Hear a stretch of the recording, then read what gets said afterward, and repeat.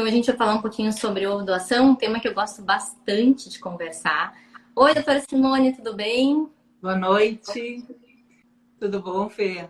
Tudo bem. Vamos então bater um papo sobre esse assunto que a gente ama? É verdade. Nem gostamos quase de falar sobre isso, né? Não, Fazemos nem isso já há gostamos de. um bom tempo.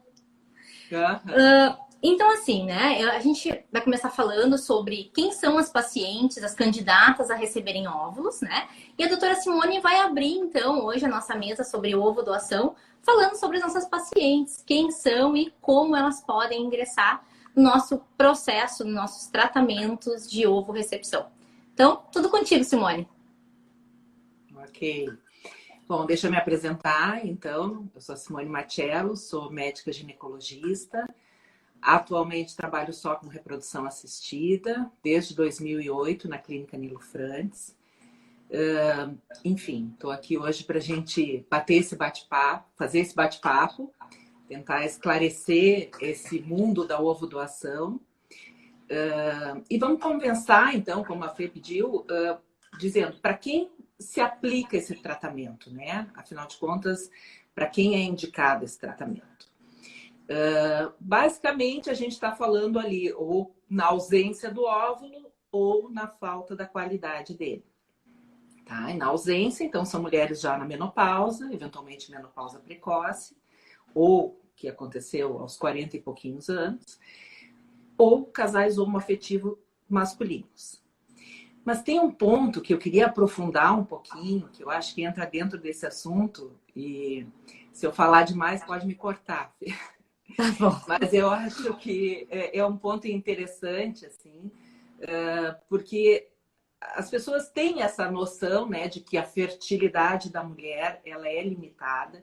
Todo mundo tem essa sensação que à medida que vai chegando, a mulher vai chegando perto dos 40 anos, enfim, a sua capacidade reprodutiva pode ficar comprometida, mas muita gente não sabe exatamente por que isso acontece. Então eu vou aprofundar um pouquinho esse ponto porque eu acho que é importante. Assim, nós mulheres, nós nascemos com um número fixo de óvulos, né? A gente nasce com uma quantidade de óvulos e vai usar aquela quantidade ao longo da vida. Então, no dia do nascimento, estão ali nos ovários todos os óvulos que a gente vai usar na vida. A partir desse dia em diante, a gente só vai gastando esse estoquezinho que nasceu com a gente. Em média, esse estoque acaba lá por volta dos 50 anos de idade, a idade média que as mulheres entram na menopausa. Algumas, obviamente, podem entrar antes, outras um pouquinho depois, a idade média em torno dos 50. Mais ou menos 10 anos antes da menopausa, a gente já entra numa zona onde as coisas vão ficando mais difíceis, o terreno vai ficando mais árido, tá? Então, isso é fácil de entender, né? Ok, a gente nasceu com estoque e esse estoque um dia vai acabar. A questão é que antes que ele acabe efetivamente, a gente já encontra uma dificuldade, principalmente a partir dos 40 anos de idade. E isso tem muito a ver com a qualidade dos óvulos. Isso é um terreno assim que é difícil, é mais abstrato de entender do que em relação ao número, tá? Eu vou tentar explicar um pouquinho. Os óvulos, quando se formaram, se agruparam ali no ovário, eles se formaram como uma célula com 46 cromossomos, como todas as outras nossas células. No processo de amadurecimento do óvulo, para ser liberado na ovulação, ele tem que separar esses pares de cromossomos para formar o óvulo maduro com 23 cromossomos, um de cada par. O problema é que a capacidade de fazer essa separação adequada depende de alguns fatores intrínsecos, internos do óvulo. E esses fatores vão enfraquecendo à medida que a idade avança. Ao ponto que, a partir principalmente dos 40 anos, esses fatores enfraquecidos podem fazer com que ocorra mais vezes a formação de óvulos com um número inadequado de cromossomos. Tá? Então, quando a gente fala que as mulheres perdem número de óvulos ao longo da vida e qualidade, quando eu falo qualidade, eu estou falando em relação a isso, é qualidade genética. É número adequado de cromossomos. Esses óvulos alterados né, com um número inadequado de cromossomos, eles vão formar embriões alterados e esses embriões têm menos chance de implantar, tem mais chance de implantando abortar, tem mais risco de ter uma criança com alguma doença genética. Então, assim, tu oferecer a ovo-doação para uma paciente que não tem mais óvulos, que ela já entrou na menopausa, ok, né? Ela sabe que já esgotou o estoque dela.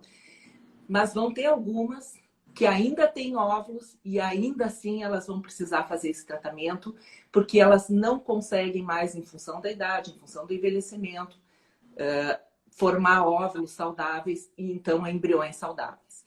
Esse é o grupo de paciente que é um dos grupos onde a gente tem indicação e que é mais difícil de entender, né? Porque às vezes chega uma paciente aqui com 41, 42 anos, tem óvulos, ela diz, não, mas eu fiz uma ecografia, o ecografista disse que meus ovários estão cheios de óvulos, e realmente, de fato, tem. Aí e ela não consegue engravidar, ela engravida, ela aborta, a gente faz uma fertilização in vitro e às vezes a gente não tem embriões, ou a gente tem e analisa geneticamente e eles são alterados. Então, não basta ter óvulos, né? É isso que eu quero dizer com essa fala. Eles têm que ter qualidade. E essa qualidade a gente vai perdendo ao longo da vida, tá? Principalmente a partir dos 40 anos de idade. Então, a ovo-doação entra para quando não temos óvulos, pacientes em menopausa ou casais homoafetivos masculinos, e vai entrar em algumas mulheres que ainda, apesar de terem óvulos, a gente já não consegue mais formar embriões saudáveis. Tá? Bom, obviamente esse tratamento ele é permitido pela lei, né? A gente pode fazer tratamentos com óvulos doados, com sêmen doado, com embriões doados, mas a lei faz algumas exigências. Então, Fê, quem sabe tu fala um pouquinho da legislação e aí a gente vai aprofundar. Claro, vamos lá. Bom, então, como a doutora Simone comentou, sim, a ovo-doação é permitida. Isso é uma das perguntas que eu escuto muito aqui na minha sala. A gente pode receber óvulos, isso é legal? Sim, isso é legal. A gente tem algumas diretrizes, né? A gente tem a RDC 23 de 2011, a gente tem o CFM 2168 de 2017. O CFM são diretrizes do Conselho Federal de Medicina, que geralmente a cada 2 ou 3 anos eles sofrem algumas pequenas alterações. Então, é muito importante salientar que nós respeitamos absolutamente tudo que está previsto, tanto na RDC quanto no CFM, né? E o que eles preconizam, assim, nós temos uma lista de coisas que nós temos que seguir para poder fazer esses tratamentos. Mas algumas coisas muito importantes vocês saberem, acho que as nossas pacientes já sabem, mas para as nossas futuras pacientes, talvez, que é extremamente importante o sigilo e a confidencialidade. A Simone comentou no início que as pacientes gostam, às vezes, de saber um pouco mais da paciente, enfim, da paciente que vai doar, né? E eu sempre falo, assim como eu não falo nada, quem está doando, eu também não falo nada para quem está recebendo. A confidencialidade, ela é de ambas as partes. Nenhuma das duas pode saber, quem doa e quem recebe. Então, o sigilo e anonimato é extremamente importante. E é por isso que nós temos aqui na clínica um setor responsável pela ovo-doação. Ou seja, poucas pessoas sabem sobre o tratamento, né? E poucas pessoas coordenam esse tratamento. Geralmente é o médico da paciente, a enfermeira que sou eu, e um dos embriologistas. Então, somos geralmente 3 pessoas que cuidam dos tratamentos. Então, como eu falei, confidencialidade e sigilo é muito importante. Os exames sorológicos, existem alguns exames exigidos pelo CFM. Nós fazemos absolutamente todos, que são aqueles... O HIV, as hepatites, sífilis, gonorreias, clamídias, né? Esses todos precisam estar negativos. E também nós temos um protocolo específico da Nilo Frantz, que nós exigimos uns exames extras, como fibrose cística para todas as pacientes, cariótipo, fazemos extração de DNA, estocamos, né? Se houver a necessidade um dia, se o casal de receptores precisar saber de alguma informação, nós temos esse DNA estocado. Então, isso é bem importante saber, tá? A escolha é uma das coisas que as pessoas perguntam muito, mas como é feita essa escolha da paciente? Na lei prevê que a gente precisa garantir o maior semelhança possível, semelhança fenotípica entre a doadora e a receptora de óvulos. Então é isso que nós fazemos. Além de conhecer a paciente que vai doar e a paciente que vai receber, nós também procuramos conhecer a família dela.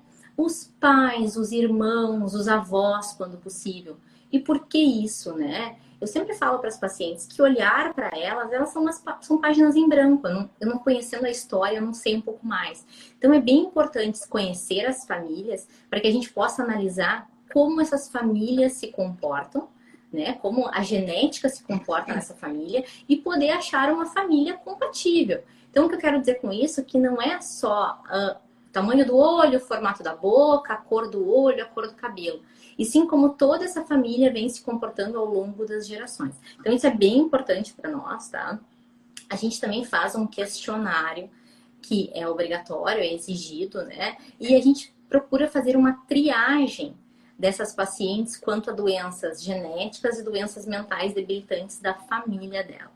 Nós temos um compromisso muito sério com as nossas pacientes em não inserir, e essa é uma frase do Dr. Nilo que ele sempre fala muito para nós, é não inserir novas doenças em outras famílias. Então, ter muito cuidado com isso. Então, a gente analisa a família, as doenças que apareceram, em qual momento apareceram.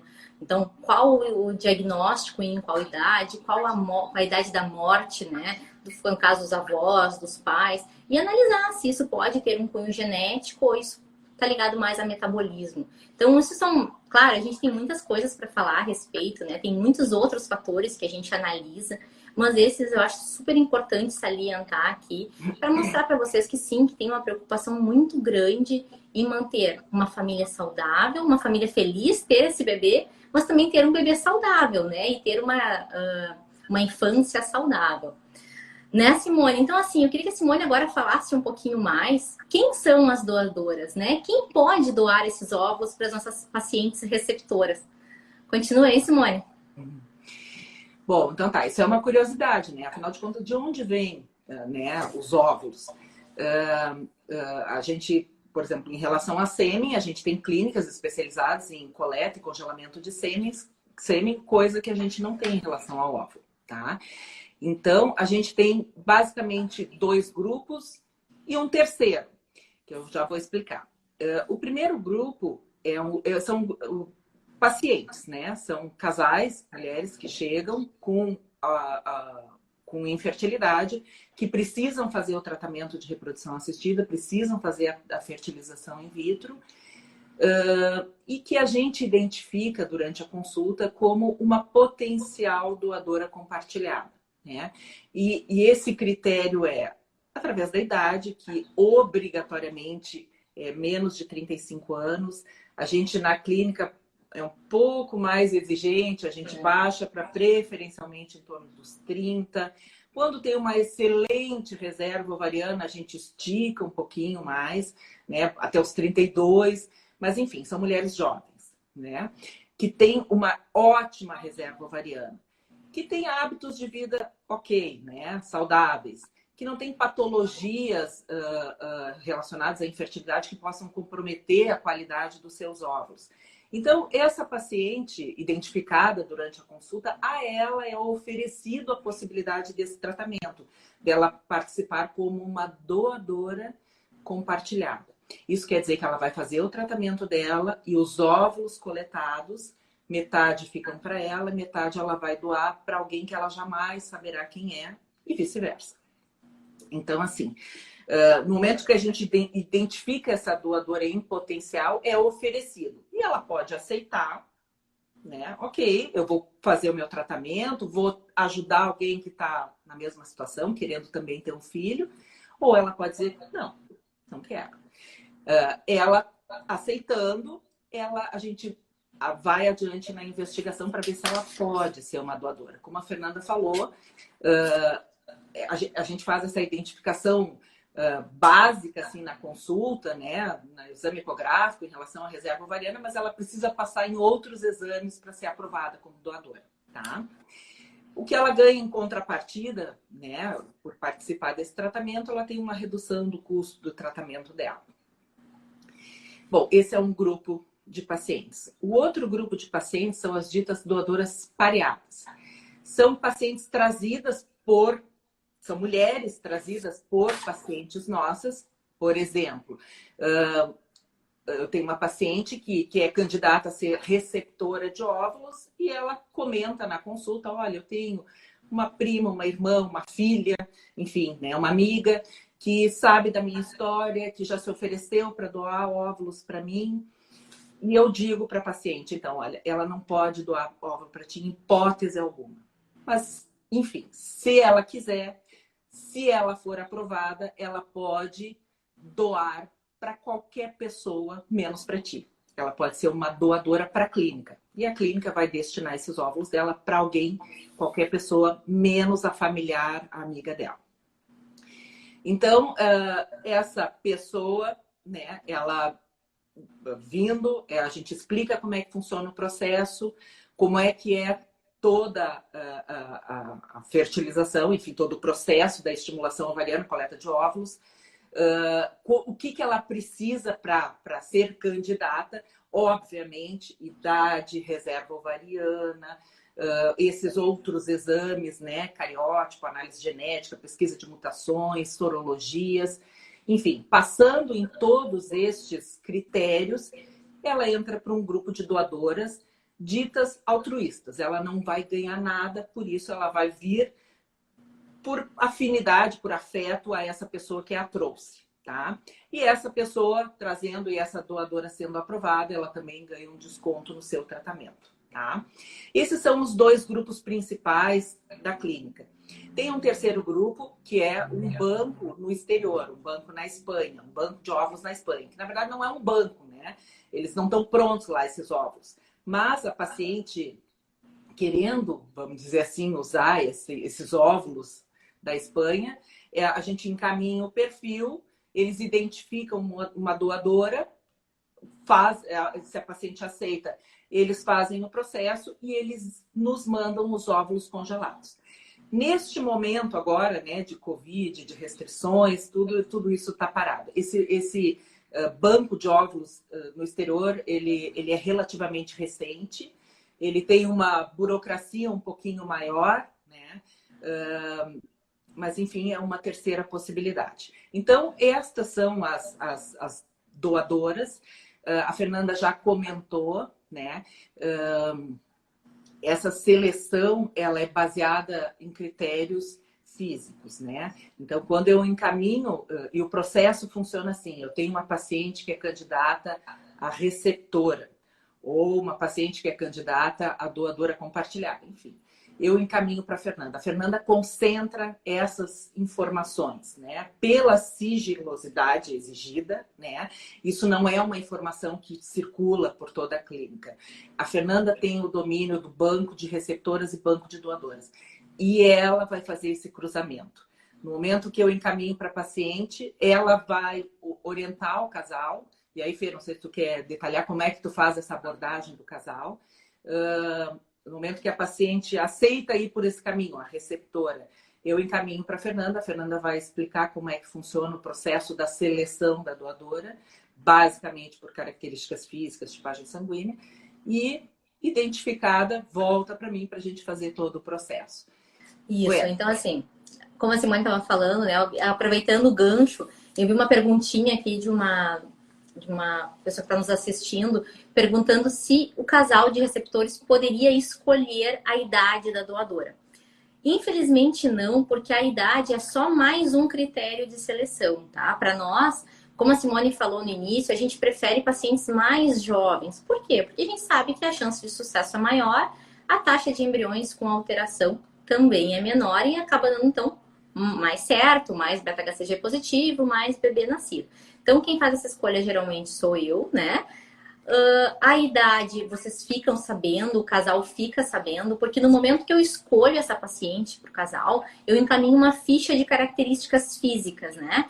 Essa ficha de características físicas, ela contém a data de nascimento da paciente, o peso, a altura, o tipo sanguíneo, que é super importante, a gente mantém a tipagem condizente com a do casal. Cor dos olhos, cor do cabelo, cor da pele, descendência. E eu costumo sempre falar para os casais que eu sou os olhos deles. Eles vão enxergar, eu vou enxergar o que eles jamais irão. Mas que quando eu mando para eles um perfil é porque eu realmente acho que aquele perfil é o perfil mais adequado para o casal. É muito engraçado quando eles chegam aqui, que eles sempre falam, tá, mas eu vou ter que confiar em ti, então. Eu disse, vai ter. E acaba dando muito certo, a gente acaba formando um bom vínculo, porque a gente trabalha realmente de forma muito séria. Eu sempre falo para eles que, diferente de um carro que tu vai numa loja comprar, e ela até uma das minhas pacientes comentou aqui sobre a Ferrari, que a Fernanda iria entender, né? Eu sempre uso muitos exemplos do carro. Diferente de um carro que tu vai numa loja e compra, se tu não gostar, tu devolve, um bebê não. Então eu preciso acertar de cara, porque o bebê, eu brinco, vai ter que criar. E eu acho que, eu sempre falo que sempre deu certo, que nunca me devolveram, né? Então a gente costuma ser bem sério, a gente é bem sério quanto a esse tratamento. E quando eu mando para vocês é porque eu realmente acho que tá tudo bem. E é muito importante salientar aqui que quando eu mando a ficha de características, a paciente já passou todo um tempo conosco, né? Em cerca de 2 a 3 meses, a parte de seleção, os exames médicos, ecografias que os médicos fazem para fazer contagem de folículos antrais, exames de sangue, que são antimileriano, cariótipo, exames sorológicos. Enfim, quando eu encaminhar um perfil para um paciente, para um casal ou para um paciente, é porque realmente essa paciente já está pronta, já está apta a fazer a ovodoação. Uma pergunta bem frequente dos casais para mim também é: quantos óvulos eu vou receber? Pelo menos 6. Posso sempre surpreender com mais, porque o casal vai ficar com metade da produção da paciente. Então, se a paciente tiver 20, 10 óvulos para cada um. Se tiver 18, e assim por diante. Porém, a lei preconiza que, se a paciente doadora de óvulos tiver um número ímpar de óvulos, este 1 a mais fica para a paciente doadora. Sempre este 1 a mais é em benefício de quem está doando. Então, os casais, eu sempre falo que eles fiquem tranquilos, que no máximo vai ter diferença de um óvulo entre as pacientes.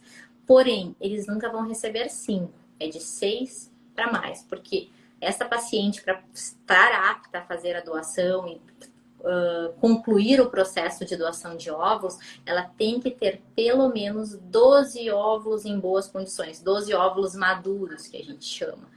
Né? Então, assim, esses são alguns dos critérios que nós utilizamos, né? Eu queria deixar bem claro que pela lei, sim, é permitido 35 anos. Nós que preconizamos mais jovens, porque a gente sabe que a taxa de sucesso acaba sendo maior. Então, assim, eu queria... Só te interrompendo um pouquinho, claro. Teve essa pergunta, né? Se 33 pode, se 35 pode. Legalmente pode, até 35 anos. Mas, óbvio, como eu falei, às vezes tem paciente de 30 anos que não se encaixa, né? Isso. Tem paciente de 33, eventualmente, que se encaixa. Isso depende de uma série de fatores além da idade, principalmente da reserva ovariana, né? Reserva ovariana, hábitos de vida, comorbidades. Então, é feita uma avaliação criteriosa em relação a isso. O ponto de... Não pode acima de 35. Abaixo de 35 depende, a gente preferencialmente escolhe pacientes com menos de 32, vamos dizer, mas algumas exceções podem acontecer sim. Eu recebi uma pergunta aqui super importante para esse momento da vida que nós estamos vivendo, né? Se os tratamentos podem ser iniciados durante a pandemia, durante o Covid. Então, o que a gente está recomendando para as nossas pacientes que querem iniciar um tratamento de ovo-doação, no processo de ovo-doação? Esse é um período para a gente aproveitar o tempo, para a gente tentar melhorar a saúde, para a gente iniciar os processos. A ovodoação, infelizmente, não é uma coisa tão rápida quanto a gente gostaria, porque nós não temos esses óvulos disponíveis. Nós temos pacientes que estão em andamento, que poderão fazer esse compartilhamento, ou outras que serão trazidas pelas nossas pacientes. Então, agora na pandemia, sim, a gente pode iniciar. A gente está fazendo muito atendimento por WhatsApp, por videochamada, por Teams, enfim, pelo método como o paciente quiser, Skype, né? São atendimentos liberados pelo Conselho Federal de Medicina, que se chama telemedicina, nós estamos atendendo. Então, esse é o tempo para a gente ter a consulta, conversar sobre, organizar a documentação, porque é bem importante que os casais leiam bem os termos de consentimento, entendam bem. Eu sempre passo meu celular particular para todas as pacientes para que elas possam tirar as dúvidas, né? Antes de assinar qualquer documento.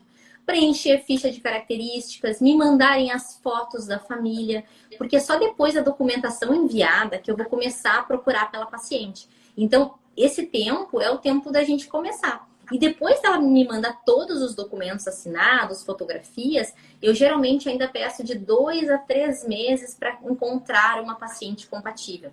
Então, realmente, esse é o momento de começar, para que quando tudo isso passar, a gente possa, enfim, realizar esse sonho, né? Esse grande sonho da maternidade e paternidade. Outra pergunta que me fizeram é que qual o tempo de espera? Eu acho que eu respondi 2 a 3 meses. Depende muito das características físicas do casal e da tipagem sanguínea. Existem tipagens sanguíneas mais fáceis, tipagens sanguíneas mais difíceis, assim como características físicas também, tá? Eu costumo dizer assim, ó, que duas pessoas muito parecidas, um casal muito semelhante, acaba sendo um pouco mais difícil. Porque como é feita essa procura? Eu geralmente procuro semelhante à mulher, características físicas fenotípicas da mulher e da família da mulher. Porém, eu não vou achar outra pessoa igual, eu vou achar semelhante. E o que não for tão parecido, que seja parecido ao marido. E é por isso que eu procuro por características do marido também, para que a gente possa encontrar. E eu realmente quero que esses casais se enxerguem na criança, tanto a mulher quanto o homem. Então, é importante salientar, o que não for tão parecido com a mulher, que seja parecido com esse marido. Né, Simone? É isso aí que a gente preconiza. Sem dúvida, né? A ideia é bem o que a Fernanda falou. Não existem duas pessoas iguais. A gente não vai chegar a achar uma sósia da paciente, mas a gente busca, e nesse caso a Fernanda busca alguém com semelhanças o máximo possível, né? E esse perfil que ela encaminha, eu digo sempre para as pacientes, olha, monta na tua cabeça essa imagem com essas informações que estão ali, altura, peso, cor dos olhos, cor da pele, cor do cabelo, constituição física, origem étnica, monta essa figura e imagina, e vê se encaixa. Se encaixou, ok. Não se encaixou, também tem isso, né, Fê? A pessoa pode receber o perfil e dizer, olha, não, esse ponto eu acho que eu preferia que fosse diferente. E aí tu vai seguir procurando, né? Claro, exato. Eu sempre digo assim, que o que não concordar, né, que não estiver de acordo com o perfil que eu enviei, que me avise, olha, Fê, eu não gostei do tom do cabelo, eu não gostei que o cabelo é cacheado, liso, enfim. E me fale isso para que na próxima busca eu possa levar isso em consideração. Geralmente essas informações os casais já me passam antes, mas sim, isso pode acontecer. Claro, e a gente vai em busca desse perfil ideal para paciente, né?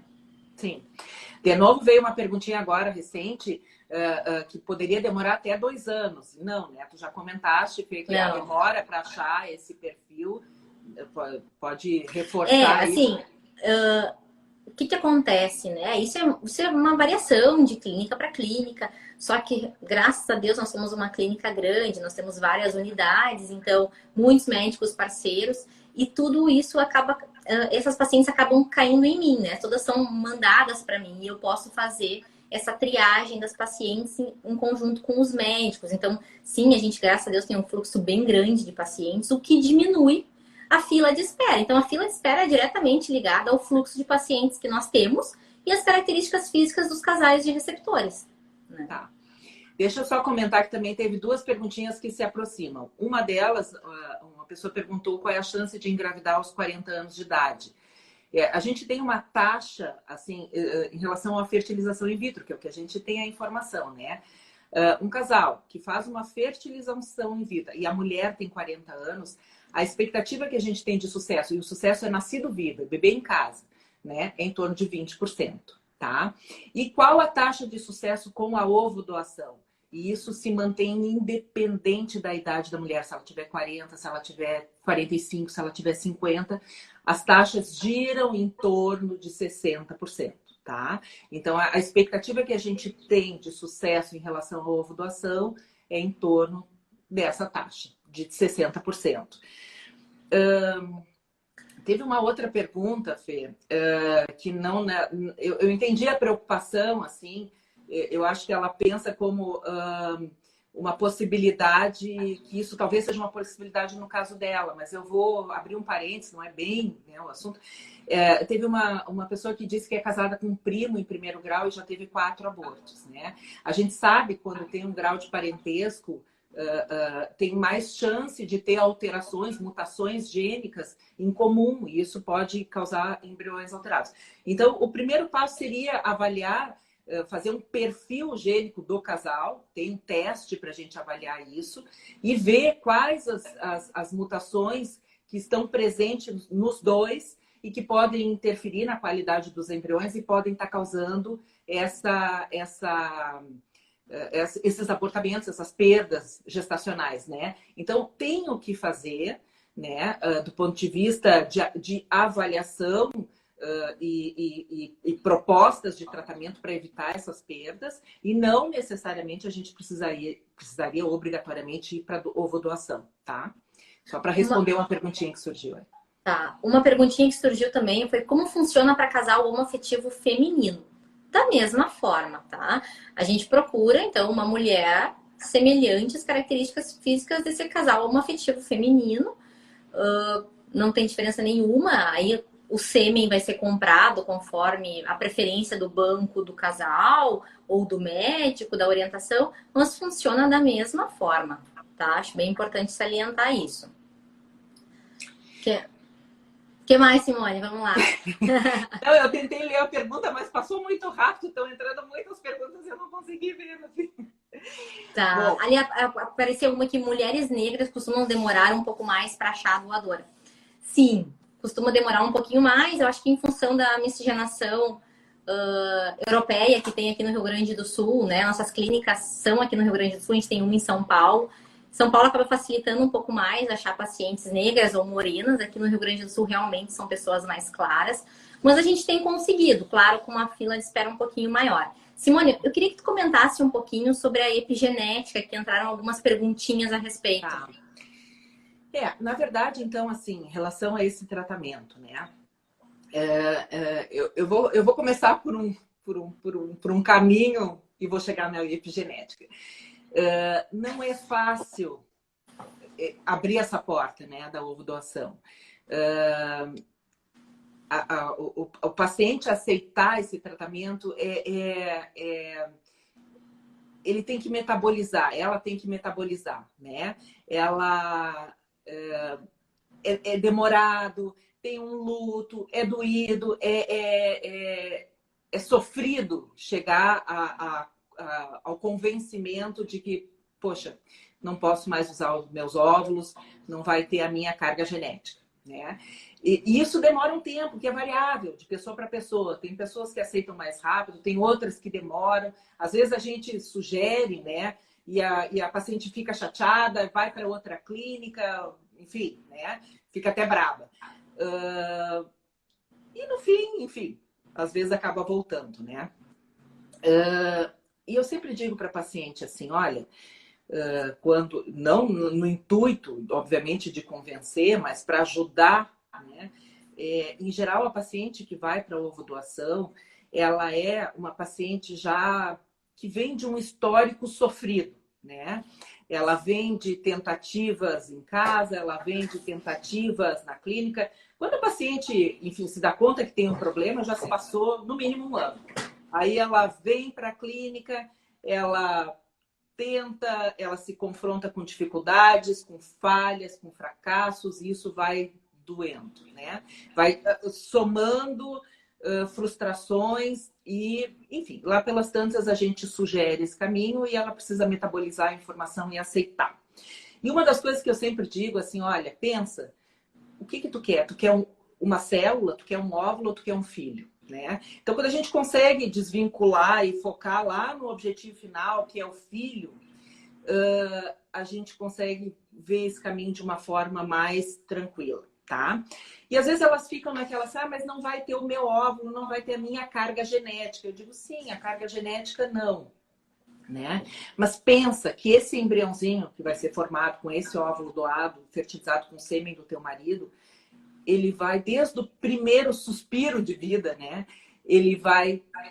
Tu vai participar, né? Ele vai se desenvolver no teu útero, tu vai gestar, tu vai parir, tu vai amamentar, é teu filho, né? E aí entra a questão da epigenética, tá? O que é efetivamente a epigenética? A genética é aquilo, são aqueles 46 cromossomos, né? 23 do óvulo, 23 espermatozoides se juntaram, formaram aquele embriãozinho com seus 46 cromossomos. A epigenética é a influência do meio na genética, né? É o meio atuando naquela carga genética. Então, assim, esse embrião que se desenvolve dentro do útero por 9 meses, no útero dessa paciente receptora, ele certamente vai ter intervenções dessa paciente na sua carga genética, né? Assim como a gente diz, e o doutor Nilo usa esse exemplo, né? Se a gente pudesse repartir um embrião ao meio, claro que a gente não pode, né? Mas vamos dizer que a gente pudesse repartir um embriãozinho em 2 e botar metade no útero de uma paciente, a outra metade, mesmo embrião, né? Mesma carga genética, tudo igualzinho. Botar cada metade num útero diferente, né? De uma paciente e de outra. Iam nascer crianças completamente diferentes, né? Com hábitos diferentes. O maior exemplo da epigenética, para mim, é a adoção, né? Um casal que adota uma criança que não tem nada a ver com o casal, carga genética nenhuma dos dois, uma carga genética completamente diferente, cai naquela família, passa um tempinho e aquela criança aí começa, né? Ah, mas o fulano é tão parecido com o pai, é tão parecido com a mãe. Isso é a influência do meio agindo naquela genética. Então, certamente vai ter coisas relacionadas à epigenética, né, atuando naquela genética, que vão aproximar esse embriãozinho daquela família, daquelas características, daqueles pais. Enfim. Isso aí. Isso é bem importante. Os casais sempre me perguntam isso, né? Mas não vai ter nada meu. Vai ter muito teu, né? E uma coisa que eu gosto bastante de falar para os casais, aproveitando o teu gancho, Simone, a pergunta assim que mais me fazem quando entram aqui na minha sala é: eu conto que esse óvulo não é meu, eu conto que esse embrião não é meu, e eu costumo brincar com todos, assim, quem é meu paciente está assistindo aí vai rir. Essa é a pergunta de $1 milhão. Eu não tenho essa resposta. Eu não sei se conta, eu não sei se não conta. Mas uma pergunta que eu gosto bastante de comparar, fazer uma analogia para poder responder essa questão é: quando a gente adota uma criança, e essa diferença também é bem comentada assim, então eu vou fazer tudo isso, eu vou adotar, que é a mesma coisa. Quando a gente adota uma criança, a gente adota uma criança que tem uma história. A gente adota uma criança que tem uma família, né? E quando essa criança crescer, se um dia for contado para ela que ela é adotiva, ela pode dizer: então eu gostaria de conhecer os meus pais biológicos. A criança da ovodoação não. A criança da ovodoação não tem história, que não seja a do casal que está adotando esse óvulo. Ela não tem outra família que não seja a do casal. Então eu costumo dizer para os casais assim: se for contar que esse óvulo não era teu, conta apenas isso, que esse óvulo não era teu, mas que a mãe é tu e que o pai é tu. Essa criança não pode olhar para eles e falar: então eu vou procurar a minha mãe. Ele não tem outra mãe. Né? Então, por isso eu acho que vem bem a calhar com a epigenética, porque o quanto essa família vai ter de importância na vida dessa criança. Essa é a família dessa criança, né? Sim, ela vai herdar características, né? A epigenética tá aí, nos explica. O meio vai estar, como a doutora Simone falou, tá diretamente relacionado a isso, a expressão dos genes da mãe, a inibição de outros genes. Então, eu acho isso bem bacana salientar, Simone, enquanto tu estava falando, várias pessoas estavam falando: fala sobre epigenética, nos conta um pouquinho. Uma outra pergunta que entrou nesse meio tempo é: tendo 40 anos, 42 anos, quantos embriões eu vou transferir? Na ovodoação, a gente tem que levar em consideração a idade do óvulo e não a idade do útero, né? Então, a gente vai pensar em transferir no máximo 2 embriões. Mas aqui na clínica, a gente não gosta muito de gestação gemelar pelos problemas que eles podem ocasionar durante a gestação. O Dr. Nilo é super cauteloso com isso, e os outros médicos também. Então, geralmente, a gente transfere um embrião no estágio de blastocisto, né? Não sei se Simone quer comentar um pouquinho sobre isso. Sim, na verdade, assim, qual é a ideia quando a gente transfere? As pessoas têm essa ideia, assim, de que vai fazer uma fertilização in vitro e vai ter gêmeos, né? Como se isso fosse sinônimo. E, na verdade, não. Assim, algumas vezes a gente até arrisca um pouquinho, né? A gente transfere mais do que um embrião.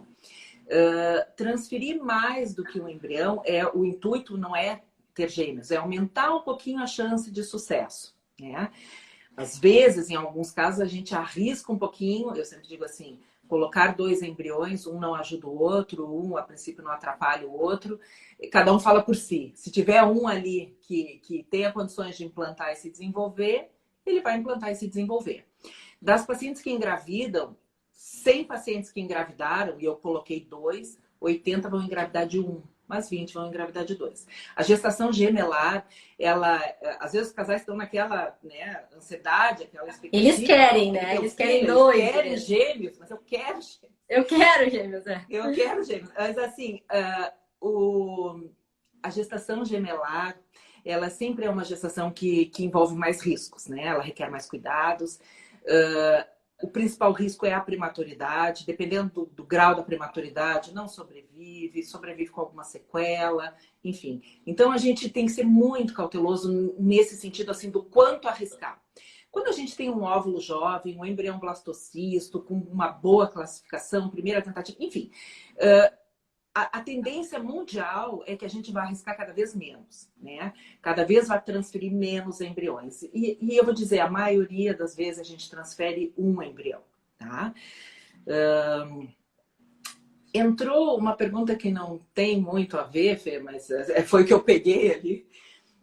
Casal homoafetivo feminino, se uma pode gestar com o óvulo da outra. Pode, tá? Então, isso sim, um casal homoafetivo feminino, às vezes a gente fertiliza o óvulo de uma e esse embrião se desenvolve no útero da outra. Isso pode acontecer, sim, é uma das possibilidades para esses casais. Uma outra pergunta que entrou nesse meio tempo também foi a respeito de doação de embriões, de recepção de embriões, né? Isso daria mais uma live de 1 hora, né? Mas funciona muito semelhante à ovo doação. Queria deixar bem claro, assim, não existem leis específicas para embrião doação. Nós seguimos as mesmas diretrizes da ovo doação. O casal que abre mão desses embriões, a gente só poderá utilizar esses embriões em outro casal se a mulher tiver até 35 anos e o homem até 50 anos, né? Exames sorológicos em dia, toda uma investigação prévia também. Então, segue muito parecido às diretrizes da ovo doação. Simone, a gente já não tem mais muito tempo aqui, né? As perguntas estão entrando, a gente tem vontade de responder todas. Eu queria dizer, assim, que a gente não conseguir responder agora, a gente vai responder mais tarde, vai responder ao longo da semana. E uma coisa, Simone, eu acho bem importante tu falares, eu queria falar no finalzinho também, quais são os sentimentos das pacientes que chegam para ti no consultório? Como esses casais chegam? Eu sei que tu já comentou um pouquinho, né? Mas eu acho importante a gente salientar, assim, como eles chegam e como muitas vezes eles vêm depois nos ver, né? Então, comenta um pouquinho para nós. Então, já dei uma pincelada nesse assunto, isso, né? E de novo, assim, falando, não é a ovo doação a menos, né? Casal homoafetivo masculino, mulheres na menopausa, onde é a única opção. Nos outros casos, a ovo doação, ela nunca é a primeira opção. Ela é o plano B, o plano C, eventualmente até o plano D, né? Então, de novo, esses casais, em geral, eles vêm de uma trajetória longa, né? Sofrida, desgastados física, emocionalmente, financeiramente, às vezes. E são aqueles casais, às vezes, que já quase jogaram a toalha, né? Mas lá no fundo eles querem ter um filho, né? E aí surge essa possibilidade. Eu vou dizer assim, a ovo doação, eu acho que veio de encontro uma coisa que eu queria ter falado lá quando eu falei, né, da diminuição da reserva ovariana, que junto com essa limitação biológica que as mulheres têm, hoje elas têm uma mudança do seu perfil social, né? As mulheres estão postergando a maternidade, né? Então, por mudança de perfil social, hoje as mulheres têm outros objetivos, além de casar e ter filhos, né? Então, a maternidade ficou ainda como um projeto, mas um projeto mais adiante. E às vezes, quando chega o momento, é agora eu quero ter o filho, aí se depara com essa situação assim, de dificuldade e tudo mais. Eu acho que a ovo doação veio para trazer esse alento, né? Nessas pacientes que já estavam assim, emocionalmente esgotadas, fisicamente, etc. Então, é um casal que já vem muito sofrido. E quando eles conseguem aceitar esse tratamento, quando eles conseguem abrir essa porta, quando eles conseguem andar por esse caminho, e realizar efetivamente esse sonho que já se dava por perdido. Eu tenho a impressão, né, que são os casais mais satisfeitos da clínica, né? São os casais mais agradecidos, são os casais mais felizes. Não que os outros não sejam, obviamente, né? Todo mundo que consegue realizar esse sonho fica eternamente grato. Mas esses parece assim que, sabe quando tu perdeu a esperança e lá pelas tantas tá ali, a esperança nasceu, né?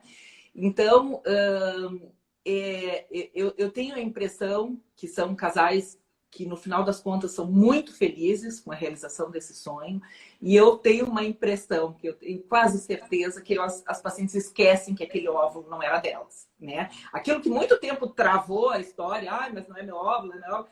Lá quando se realiza, nasce aquela criança, né? Forma aquela família, eu acho que isso aí passa a ter uma importância zero, né? Então, eu sou, assim, muito fã... ok, né? Não é da forma que a gente queria, mas eu digo, o paciente que está em clínica de reprodução assistida já não está na forma como queria, né? Porque o que queria era ter engravidado em casa. Então, o importante é chegar lá. O importante é focar no objetivo final e chegar lá.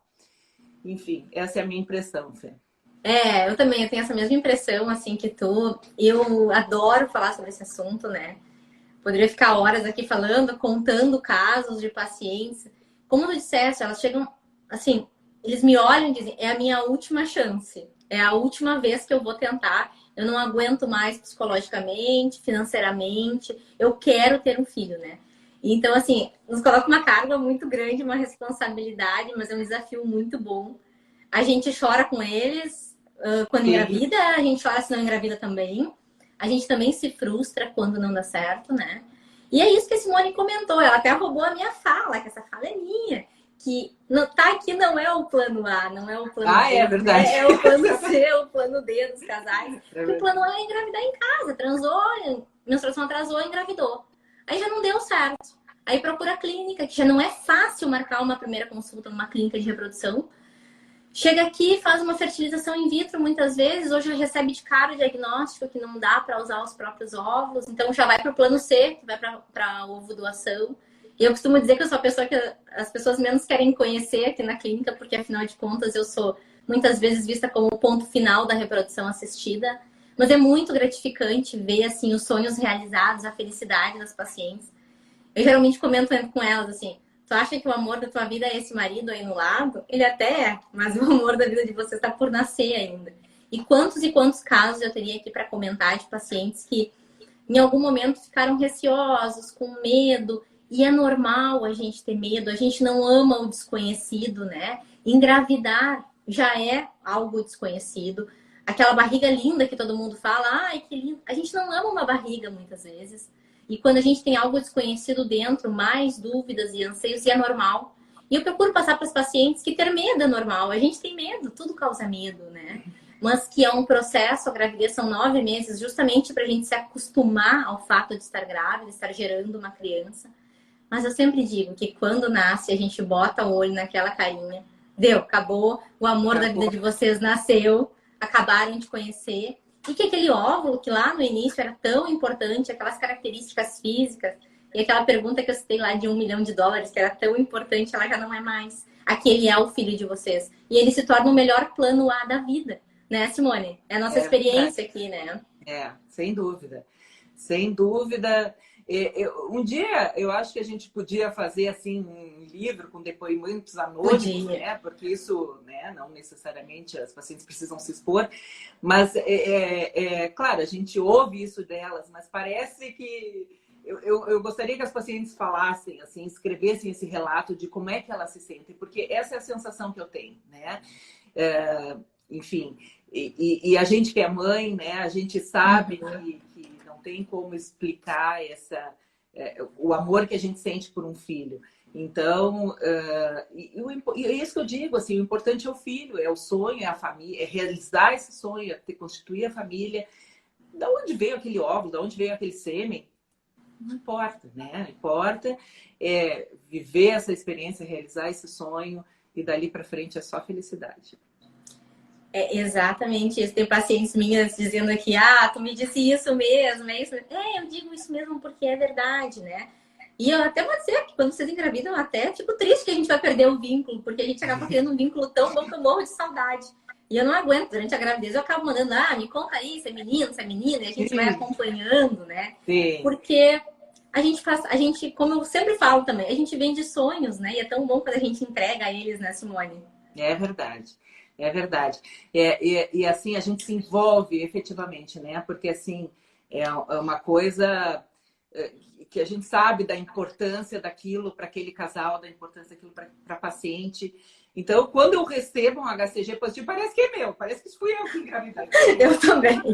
E pro outro lado, quando vem negativo, também tu desaba, assim, parece que, bom, foi tu que não engravidou.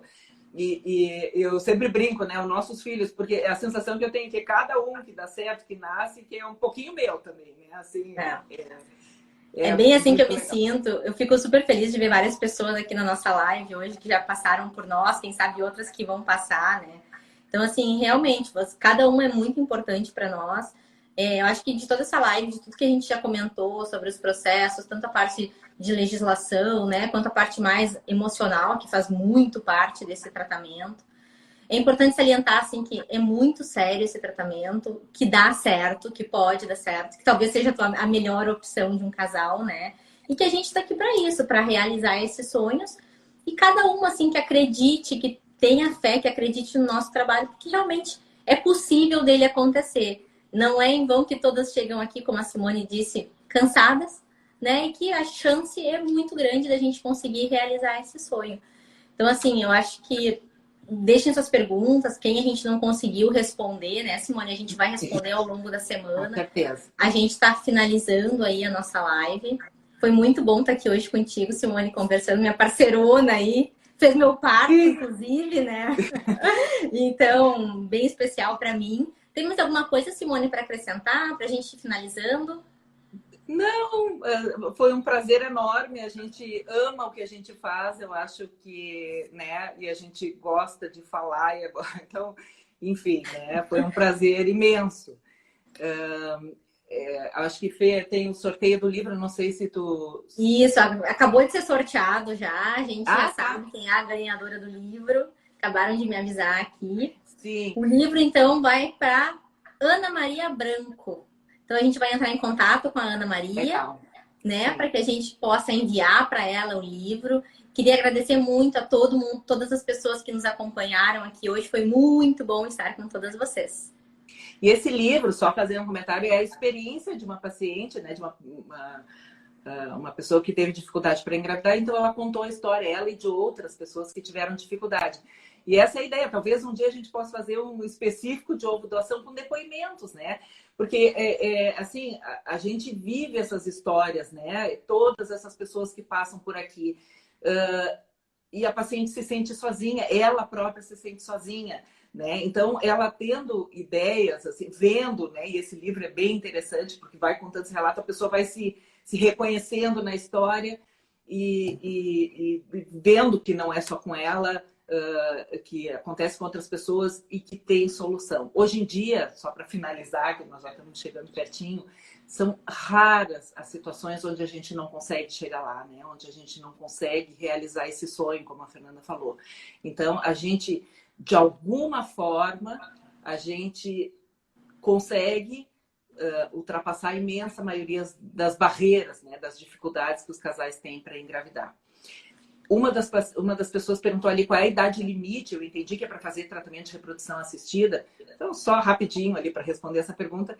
A princípio, até 50 anos de idade, né? Depois dos 50, não que não possa, mas requer uma avaliação clínica, ginecológica mais profunda, enfim.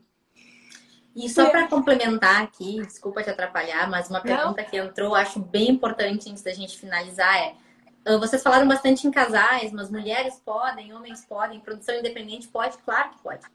Né? O importante é cada um formar a sua família da melhor forma possível. Então, as mulheres podem engravidar sozinhas, os homens podem engravidar. Nós temos vários homens que já fizeram produção independente, né? Claro que para a mulher acaba sendo mais fácil, porque o homem não tem um útero, mas hoje em dia se pode fazer isso, está previsto em lei também. Então, todas as pessoas que desejam ter um filho são muito bem-vindos, sejam casais homoafetivos ou não, sejam mulheres ou homens em produção independente. Fê, deixa eu só agradecer, então, é a Denise, a autora do livro. Quero te agradecer muito, Denise, por essa possibilidade, né, dessa doação, né, do sorteio do teu livro. Recomendo que as pacientes leiam, que te sigam, porque tu conta a tua história. E muito obrigado por ter feito esse livro com esse relato. E vamos ver se a gente providencia mais livros com mais relatos de histórias tristes e alegres, enfim, para as pacientes poderem se motivar. Tem bastante gente pedindo, Denise. Parabéns, isso aí. Muito obrigada pelo livro também. Então tá, gente, a gente vai se despedindo aqui. Novamente, grande prazer estar com todos. Simone, foi ótimo conversar contigo. Até a próxima, né? Quem sabe? Quem sabe? Então tá bom. Beijo a todos, muito obrigado a todos que participaram. E tomara que a gente tenha conseguido responder, esclarecer a maioria das dúvidas. E o que não foi esclarecido ainda será, com certeza. Com certeza. Tchau, tchau.